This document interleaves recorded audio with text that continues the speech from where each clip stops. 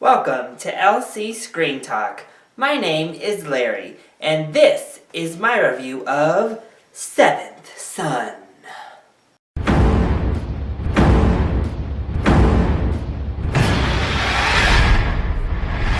this video, I'm going to go ahead and abandon my usual good-bad format because I'm not exactly sure where the good ends and the bad begins when it comes to Seventh Son. This movie is just a campy, over-the-top, kind of ridiculous, kind of bad, but yet still so much fun and so good kind of movie. I think that Seventh Son is going to end up being one of my top guilty pleasures of 2015. The writing is pretty bad at some points. The direction is solid. The acting I loved, but we'll get into that a little bit. And overall the effects, meh, definitely not top-notch. It looks like a B-level movie that's just one notch above the Sci-Fi channel, but yet it's so much fun to go along for the ride. Seventh Son doesn't do much to involve the viewer on what's happening. It goes on the assumption that we all know about the mythology of the Seventh Son, and that we've read The Spook's Apprentice, which is the novel, the book that this film is based off of. And we haven't. I was completely confused. I didn't know any of the mythology. And this film literally plops you right down in the middle of the story. It doesn't go back. It doesn't give you any of the mythology. It doesn't set up this world that you're now living in for the next 2 hours. It just plops you in and says go. And hopes that you catch on or that you've read the source material. Luckily, it's not all that hard to catch on to have a good time. You don't need to know all of the ins and outs to just have a blast watching crazy stuff happen on the screen. I do wish we would have learned more about the importance of what it meant to be the seventh son of a seventh son, because that's the main thing here, and we're told a little bit about these knights that become spooks, but we don't really know what that means or what happened with any of them. We use terminology like spook and just assume you know who they are and what that means and why they're accepted by the society to protect against these crazy creatures, or what makes them qualified. Is it that they are seven sons? What is it? We don't know any of it. And even with some of these, especially Julianne Moore's character, the witch queen, what is her power set exactly? We don't know. She just seems to be able to do whatever the heck she wants, and then sometimes she doesn't seem to be able to do anything at all. So her powers come and go and fluctuate really rapidly. The same thing with Digimon Hansu. His character out of nowhere is able to transform, and you don't really get the hint of that. I think they might briefly mention it earlier in the movie, but we don't know. So there's just so much rich mythology lying under the surface, but it's all out of reach because if you haven't read the source material, you're never clued in. But it's still a fun ride. I thought the actors really brought their A-game for this film, and I don't mean like Academy Award winning A-game, just their A-game for the kind of movie it was. Ben Barnes plays the main kid, and he was earnest, he was great, I really liked him in the main role, but of course, it's all about Julianne Moore and Jeff Bridges.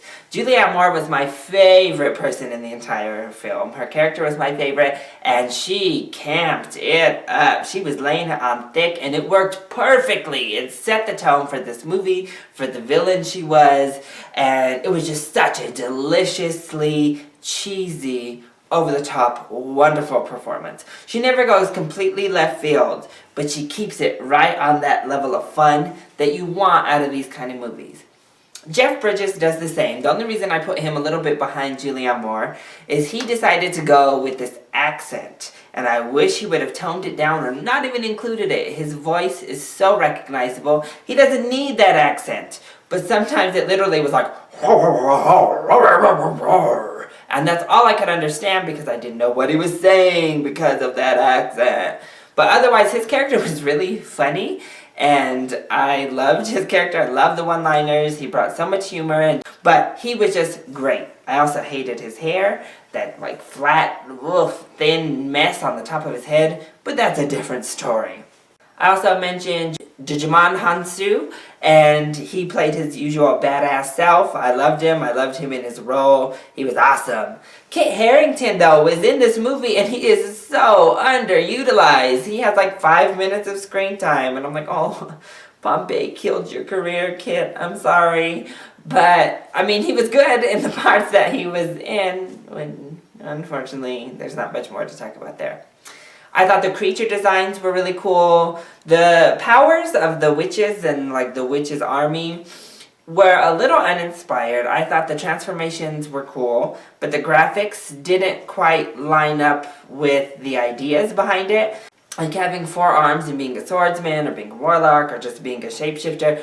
All of it just came across a little bit as been there, done that, what's next. Except for the witches themselves, I thought were really cool when they turned into big dragons and such. And as for the graphics, they lagged a little bit. Some of them were really strong, and then some of them were like, ooh, that could have used a few extra days or weeks or months. Because it doesn't look quite finished. It looks like a computer program swiping through the air. And I think the 3D was a help and a hindrance all at once. Some of the shots were so great in 3D. They were immersive. They had you involved. And you can see the landscape had depth. But then sometimes it backfired because the CGI wasn't that great and it was like popping out at your face. So you were able to say, huh, that looks terrible. So the 3D, I say, is probably worth your money just because they actually utilize it in this film.